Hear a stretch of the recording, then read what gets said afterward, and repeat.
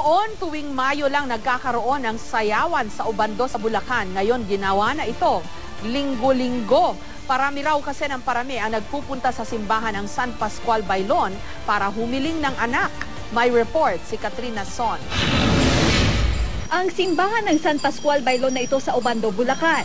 Kilalang puntahan ng mga mag-asawa na humihiling ng anak. Taon-taon, parami raw ng parami ang mga nagpupunta rito para humiling. Sabi ng kura paroko ng simbahan, marahil isa raw itong senyales na parami na ng parami ang mga kababaihang nahihirapang magkaanak ngayon. Katunayan, kung dati raw ay tuwing Mayo lamang nagkakaroon ng sayawan dito, ngayon tuwing Linggo ay meron na rin.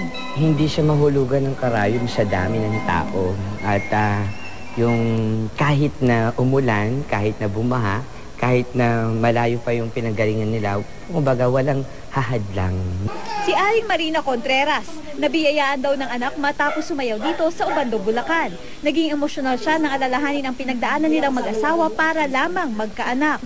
Kwento niya na nasubok raw ang kanilang pagsasama dahil dito.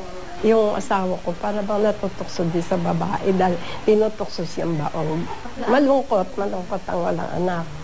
Kaya naman laking pasasalamat daw niya nang ibigay ang kanyang hiling. Sa tuwi-tuwi na naman ako nagpapasalamat sa Diyos, lahat ng biyayang tinatanggap ko. Napakasarap ng mga biyayang natatanggap mo sa pamagitan ng pagdarasal. Dahil sa natugunang hiling, naging panatan na niya ang pagsasayaw rito sa Obando bilang pasasalamat. Ang bawat pag-indak nga daw sa sayaw ng Santa Clara ay may ibig sabihin. Ang una, ang pagtuturo sa puso.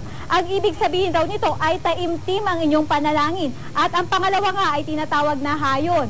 Ang ibig sabihin raw nito ay itinataas ang matres ng babae. At ang panghuli ay ang paghihimas ng tiyan, na ang ibig sabihin raw ay nananalig ka sa may kapal na ibibigay ang inyong hinihiling na anak. Katrina Son, GMA News.